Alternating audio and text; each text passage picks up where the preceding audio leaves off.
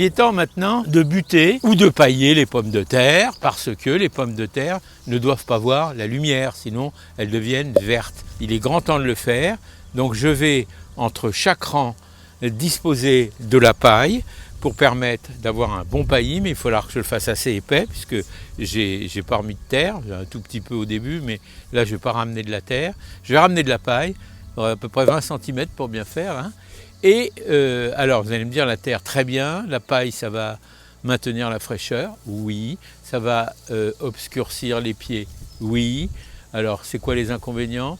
Ça peut attirer, si vous êtes dans un coin à rongeurs ou sur mulot ou mulot. Sur mulot, non, c'est Paris, excusez-moi.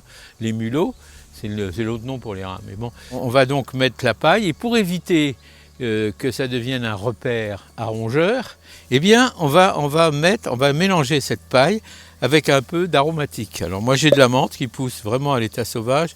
J'avais un peu de coriandre, j'avais un peu et j'ai des branches de laurier puisque j'ai un laurier qui est très prolifique.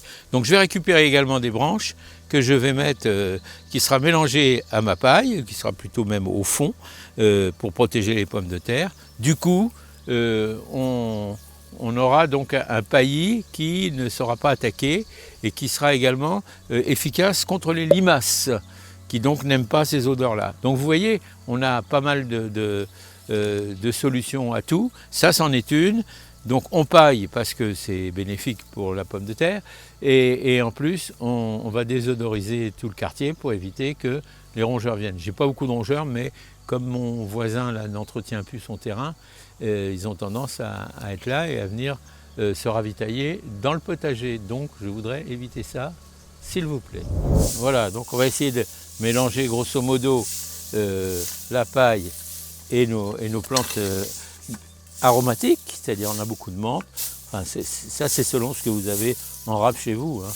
Donc vous voyez, donc je vais mettre ça là et après je vais disposer ça dans le... Alors au préalable, j'y mettrai des branches de laurier parce qu'il se trouve que j'ai beaucoup de laurier sauce là et donc je disposerai des branches de laurier en priorité et après je mettrai mon mélange paille aromatique. Donc voilà comment on va procéder. Alors ici, il se trouve que j'ai un laurier sauce qui est quand même très, très prolifique, hein, on va dire, hein, et qu'il commence à prendre pas mal. Alors c'est bien, parce que je vais pouvoir, tout en récupérant les branches, en taillant les branches qui me gênent un peu, pouvoir avoir mon déodorant pour ma paille. Donc comme je vous l'ai dit, on va mettre ça au sol, vous voyez, je vais vous montrer, quand on va faire les pommes de terre, on va mettre ça, on va disposer ça au sol, on mettra la paille et notre mélange menthe, romarin, qu'est-ce qu'on a mis d'autre, lavande, voilà, des choses odorantes, tout ce qui est un peu odorant, tout ce que n'aiment pas toutes ces bestioles. Donc voilà, donc je vais déjà mettre ça, voilà, mes branches je vais les disposer comme ça, vous voyez, je ne vais pas trop m'embêter parce que c'est comme ça. Et une fois que c'est fait comme ça, après, eh ben, ma foi, il n'y aura plus qu'à mettre la paille par-dessus. Voilà, ensuite, on va donc disposer notre paille, hein, je vous ai dit à peu près 20 cm, la paille et ce qu'il y a dedans.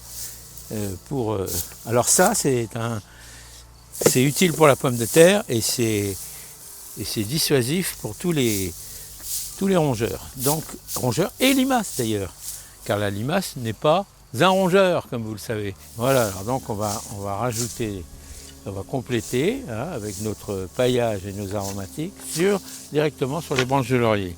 Alors on aurait pu prendre les branches de laurier, les couper feuille par feuille, mais vous voyez j'en ai tellement là, regardez un peu donc je me dis que bon, on va essayer d'être au plus pragmatique, hein, c'est tout, le pragmatisme, il n'y a que ça de vrai. Voilà. Alors comme on est sur les pommes de terre, c'est le moment de regarder quand même, parce que vous connaissez tous le fléau numéro 1 des pommes de terre, en dehors des maladies évidemment qu'il peut avoir, surtout après la période humide qu'on a vécue, le fléau numéro 1, c'est le doryphore. Alors ça c'est connu, tout le monde sait ce que c'est que le doryphore. c'est un insecte un peu rayé et tout. Alors le doryphore proprement dit n'est pas dangereux par lui-même. Ce qui est dangereux sont ses larves justement. Donc c'est les larves qui le produisent. Donc c'est pour ça qu'on regarde, c'est quand même assez difficile d'aller lutter contre les larves. Donc on a des méthodes hein, bien sûr. Mais on va déjà regarder si on voit des doryphores. Là j'en vois pas, mais s'il y en a, hop, c'est les adultes, il faut donc les prélever. Comme ça évite qu'ils pondent et qu'ils nous fassent des larves dans le sol.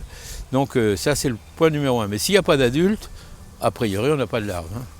Donc vous voyez, il faut être attentif. Après ce sera les maladies évidemment, on peut avoir du mildiou, on peut avoir de la rouille, des choses comme ça. C'est embêtant, mais enfin sur la rouille c'est un peu embêtant, vous voyez, un peu là. Bon bah c'est des traces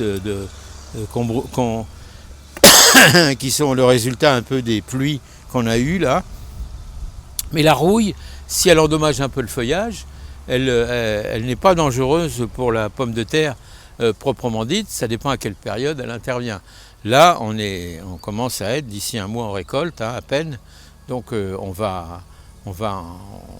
risque pas d'être endommagé. Notre plus gros problème, c'est de faire en sorte que, comme les pommes de terre sont formées, qu'elles ne sont pas très profondes, eh bien, qu'elles ne se dessèchent pas, qu'elles ne verdissent pas surtout, parce que c'est pour ça qu'on bute régulièrement. Nous, on ne va pas buter, je vous l'ai dit, on va mettre de la paille désodorisée, donc du coup, eh ben, ça nous paraît plus simple. C'est ce qu'on fait chaque année, on a de bons résultats.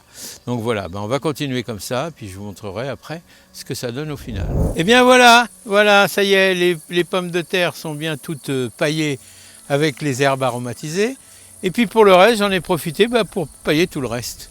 Parce que de toute façon, les haricots, les aubergines, les poivrons, tout ça aura besoin quand même garder une certaine humidité, de ne pas se faire envahir par les herbes non désirables, on va dire. Donc voilà, moi j'ai tout fait. On a encore un peu de taille de tomate à faire. Mais bon, ici, on a fait ce qui nous paraissait le plus urgent. Maintenant, je ne voudrais pas qu'on se sépare sans avoir jeté un petit œil, un œil de contrôle, on va dire, aux pommes de terre qu'on avait faites directement sous la paille. C'est-à-dire qu'on avait étalé tout ce qui nous restait comme petites pommes de terre, on les a mis en vrac dans le bac qui était là, et on a mis de la paille, et on fait ça chaque année, et chaque année on récolte. Alors on récolte pas des très grosses pommes de terre, mais c'est les patates nouvelles. Donc vous voyez, là, on vient de le faire. Voilà, il n'y a même pas de terre, puisque c'était que de la paille. Voilà ce qu'on récolte. Petite pomme de terre, c'est vrai, mais pour faire une petite fricassée à la poêle, en pommes de terre nouvelles, c'est quand même sympa. Attendez, voilà ce qu'on a. Je vous les montre. Voilà. Alors vous pouvez encore attendre un peu, hein, si vous voulez. Je voulais juste voir l'état que c'était, mais bon, nous on les mange comme ça, hein, mais vous pouvez attendre encore un peu. C'est aussi possible. Hein. Attendez, vous voyez, après on retire la paille et on s'aperçoit qu'on a de la pomme de terre en dessous, de la petite patate nouvelle, voilà, comme ça. Voilà. Pas si petite, hein, quand même. Là. Voilà, donc j'espère que vous avez, vous également, des résultats comme cela. Alors, c'est pas de la pomme de terre, évidemment, pour faire des frites, hein, on est d'accord. Mais il y en a, alors on va peut-être les laisser, nous, encore un petit peu. Je sais pas comment elles sont chez vous. Jetez un œil. Et puis, si elles sont de taille acceptable, qui vous conviennent, eh ben, vous pouvez vous faire une petite fricassée. Il n'y a pas besoin de retirer la peau, on les met directement à la poêle comme ça, et tout va bien. Donc, voilà, il y en a 3 là, mais je ne vais pas tout arracher, je vais vous les laisser regarder, contrôler chez vous. C'était une vidéo de contrôle, mais je trouve ça assez encourageant. Hein.